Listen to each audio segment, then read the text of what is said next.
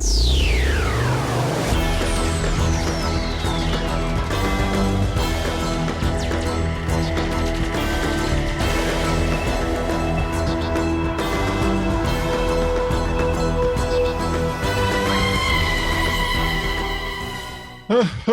good evening, folks. Dr. Freedom here with you. Times of Doctor News from in and around the universe that may or may not affect you on some deep level that only, well, maybe you can hire a good geologist. Well, okay. Weirdness galore going on. Pearl Mackie and Nardal were spotted on set the first week back at quote-unquote Cardiff University, but so far there's not really been any photos or anything else after that. It seems like they're spending a lot of time in studio this season because it's Moffat's last season. We don't want any spoilers. Okay, but, you know, just hopefully they don't send anything to good old Marcelo Camargo again. Oh, okay, let's take a look at what we do have. Okay, now, right off the bat, interesting bit. Now, according from what I'm hearing, episodes 8, 10, 11, and 12 are the only ones that have not been filmed as yet. So, looks like they're going with only 4 episodes to go. Christmas is never usually filmed till around August, September, somewhere in that area. So that's not unusual that they're putting it off for a little bit later. Plus, everybody's going to want a summer break, maybe hit some conventions and whatnot and go, so that way we'll all be going, are you leaving? Are you leaving, Peter? You know, God. Sorry, I jump cut it on you there. But, you know, I just wish people would quit that shit. If Peter wants to leave, Peter will leave. If he doesn't, he doesn't. The thing is, at this point, I would not blame him if he did want to leave because of the fact that you've got all these morons running around in the media saying, oh, he's leaving because I said so. I have inside sources. Oh, God. All the weirdness you got to deal with. It's, you know, and all you people who are running around on Facebook whining about this, that, these, and those, Trump and all that, you're the same people who voted W. Bush into office, so suck it up. All right, moving on. And that's as political as I'll ever get, all right, because I didn't vote for either one of them. All right. But let's get moving, shall we? First up, Mark Gatiss talks about his Doctor Who Series 10 episode. This was over on the BBC Doctor Who page. And, of course, written by Cameron McEwen, that Blogger Who, or used to be Blogger Who guy. All right, Mark Gay has been talking the latest issue of Doctor Who magazine about his new episode for Series 10. He's written 8 episodes for Doctor Who since its return in 2005, including classics such as The Unquiet Dead, Cold War, and Crimson Horror, and ones that sucked like Sleep No More. His story for 2017 will be his 9th for the televised show. His most recent episode was Sleep No More, starring Peter Capaldi and Jenna Coleman. And we won't go into that anymore. All right. This is what he had to tell Doctor Who magazine about his new episode, which has yet to be filmed. There's been speculation going around that what episode number his was, or if this interview took place before Block 5 completed. But the word is, I think he might be getting episode 10. Like I said, that's all up in the air at this moment. All right. As soon as I get something more rock solid on that, you'll have it. But okay, this is what the writer had to tell Doctor Magazine. There we go. With the new companion, Pearl Mackie, who plays Bill in the 2017 series, Stephen said, quote, you can't pretend that people aren't aware of sci-fi. So she's actually saying things like, is it like that? And is it like that bit in that film in the last, quote unquote, in my new one, I've got a running joke about these films because the doctor doesn't know what she's talking about because he doesn't watch sci-fi films. He's going, is that the one where the little girl goes to see the wizard? And, okay, so you can read the full interview in Doctor Who Magazine number 508, which is going to be available tomorrow. All right. Moving on. The Moffat. Yeah. Hints at what to expect from Doctor Who showrunner Chris Chibnall. He was announced, blah, blah, blah. Okay, we already know all that part, blah, blah, blah. Who gives a damn? All right, moving on. All right. Now, Chibnall's written several previous Doctor episodes, such as 42, Dinosaurs on a Spaceship, and The Power of Three. I like The Power of Three all the way up to that ending. Wave a sonic screwdriver and the dark menacing thing that made Gallifrey and children go, ooh, suddenly is gone and wiped out and disappeared. Come on. That was another one of those MacGuffin, sonic screwdriver episodes. But Okay, recently asked by Dr. Magazine what to expect from Chibnall's ear, and he commented, quote, "He's very much his own man, so I don't precisely know what he'll be like. And why am I talking, why have I got a Scottish man talking with a very bad English accent? All right. But he has a tremendous grasp of how how you run a show like this. He's coming in knowing how show running works in a way that I didn't. I sort of came in with, really? Is it like this all the time? So Chris will bring the experience, and what marks him out as special is the quality of his first drafts. That's what no one else ever sees. They're immaculate. I adore dinosaurs on a spaceship. It's just, how can you not love that episode? What's exciting about Chris is I don't think people have seen his Doctor Who yet. He's done Russell T Davies' Doctor Who. He's done my Doctor Who. So I don't think we've seen Chris's authorial take on Doctor Who, and I'll be very, very excited to see what it is. He'll have, I would think, a quite different approach.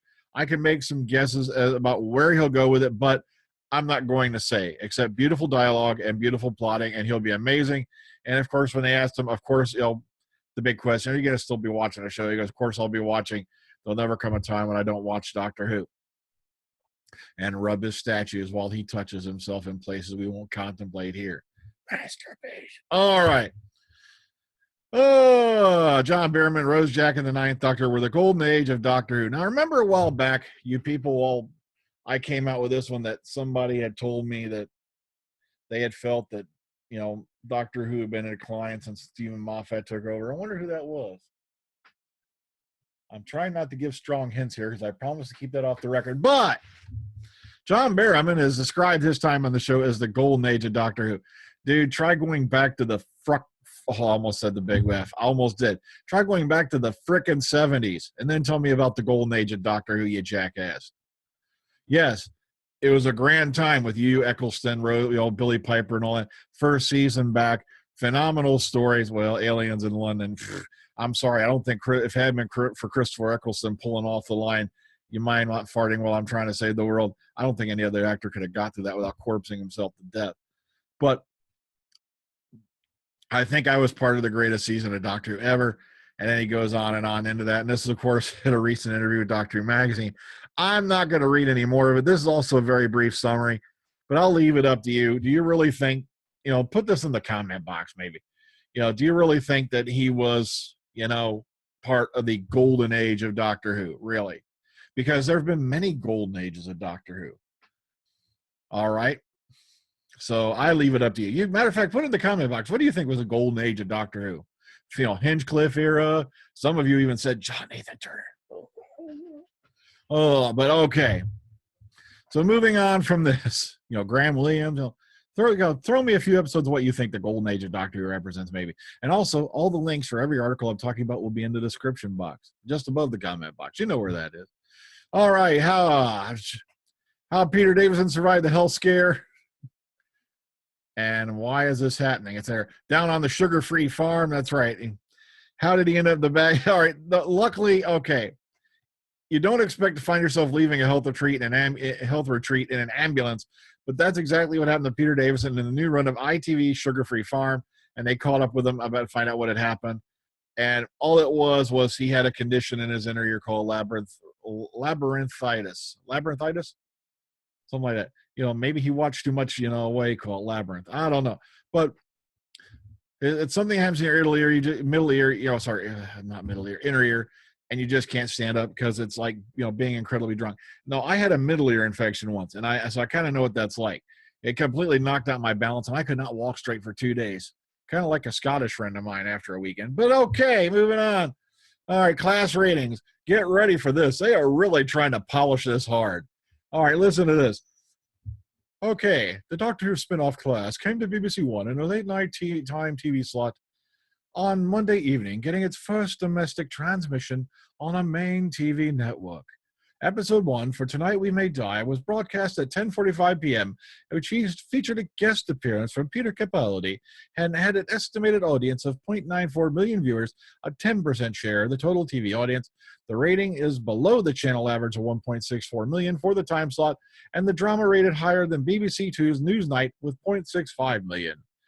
And ITV1's Through the Keyhole, which had 0.75 million. Top for the time slot was the Channel 4 reality TV series First Dates Hotel, which had 1.37 million watching. In other words, it didn't do too bad, but it sucks. I'm sorry, they put it in a death slot. I was actually going to brief, do a little video editing. Everyone here watch Metalocalypse. Get out of here, you old fart. That's my cat, Lily, going on 13 this spring, by the way. I was going to have it go death slot. But okay.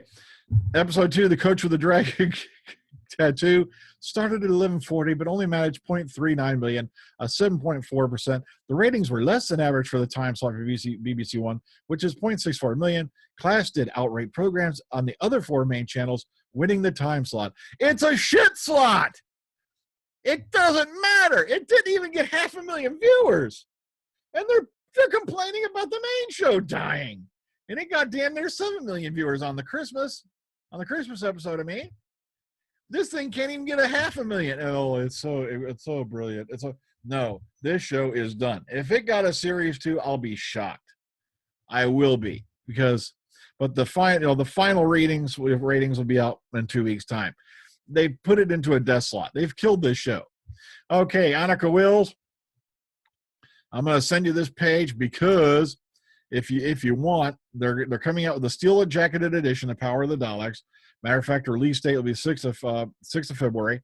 And if you're interested in having her sign it, that's £34.99, and you get a copy of it. And also, they don't know yet whether they can actually sign the outside. You have a steel book, so they might be signed on the inside. But if you're interested, here's Anneke Wills' page with this information, in case you want to check it out. All right, Third Doctor comic out today. This is Third Doctor number 4. Once again, if you want to look at that, check that out. Look at that stuff. Oh, man. Check that out.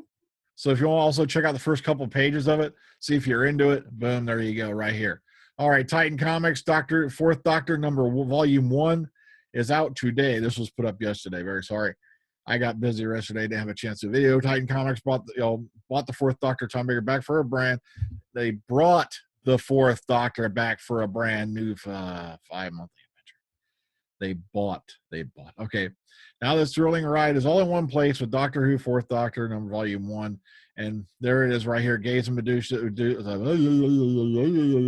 Proper coffee pot. Okay. The Gaze and Medusa brings together issues number 1 through 5 in a stunning 128-page soft cover book.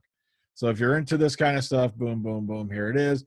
All right, someone asked for Big Finish news. Big Finish podcast is out, and their guest was Sophie Aldred. Please, if you can, go listen to this, because, like I said, Sophie has been so very kind to this small little nowhere channel out in the backwaters of nowhere.